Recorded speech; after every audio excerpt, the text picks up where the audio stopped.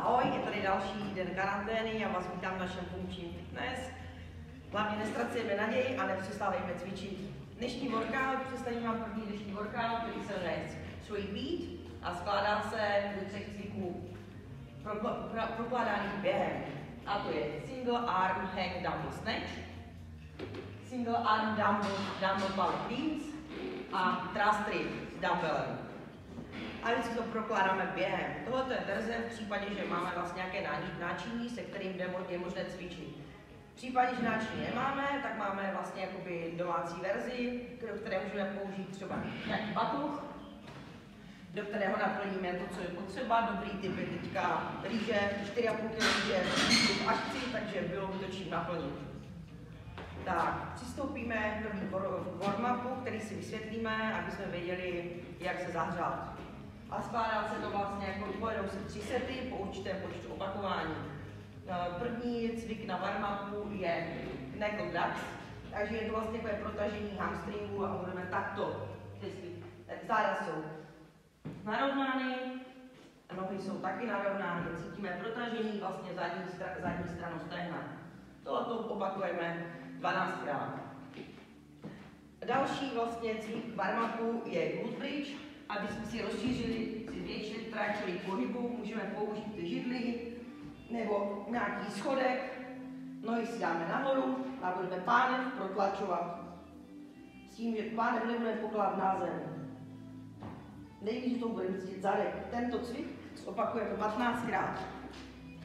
A poslední z warm-upů jsou air squaty. Jdeme klasický vlastně dřep, který se snažíme prosednout co nejníž. Dolů jdeme s nádechem, nahoru s výdechem. Tento cvik opakujeme také 15krát. Pro zopakování jedeme protažení, jedeme 12krát, glute bridge 15krát a air squaty také 15krát. Přikročíme tedy k danému cvičení. Jsou to 3 kola, které se pojedou na čas a skládají se ze svých cviků. 200 metrů běh, to všichni někde musíme nějakým způsobem provést. Potom si vezmeme dumbbell a s tímto dumbbellem pojedeme single arm hang dumbbell. Z hangu, to znamená tady z této části. No, a jedeme vlastně. Hop, hop, hop. Je tam 20 počet opakování.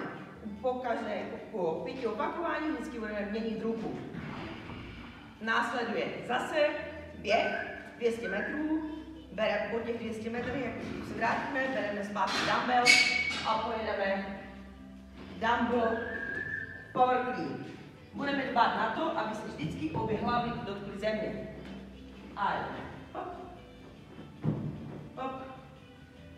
Podstatné je to, aby vždycky došlo do plné extenze, vyrovnání zad a nohou.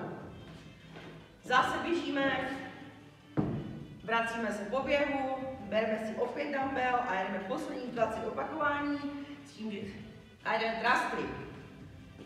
Bereme dumbbell ze země, přemístujeme a jdeme takto. Dáváme dumbbell, nedáváme ho před hlavu, ale dáváme tímto způsobem. Hop. A vždycky také dojde do úplné extenze. Tady jsme si to představili, vlastně v případě, že máme nějaký dumbbell. Můžeme použít i naplněné petky, třeba 2 litrovky, kdo má větší, tak třeba větší. Teďka si představíme verzi, kdy nemáme náčiní a budeme používat třeba nějakou tašku nebo nějaký batoh. Já to přeberu s batohem. Začínáme zase první během. Potom bereme objekt nebo nějaký batoh, který budeme dávat na hlavu. Hop.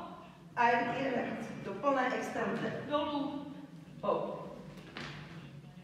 20 opakování. Běžíme dál. Vracíme se na místo.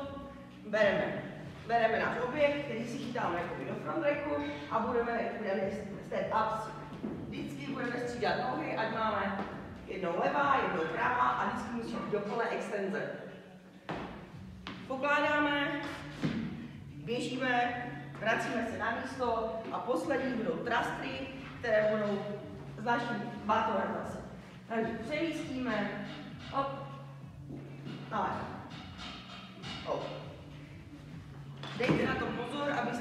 při tom trastu a při všem vždycky došlo do plné extenze, ať se srovnají nohy, záda, dorovnat. Takže to ještě zopakujeme. Jsou to 3 kola na čas. Podstatné je to zajet to co nejrychleji. Ale v této době nesnažte se to zajet úplně za každou cenu nejrychleji, ale dejme na to, aby bylo kvalitní provedení cviku. Já si myslím, že pro dnešek to stačí. Ahoj!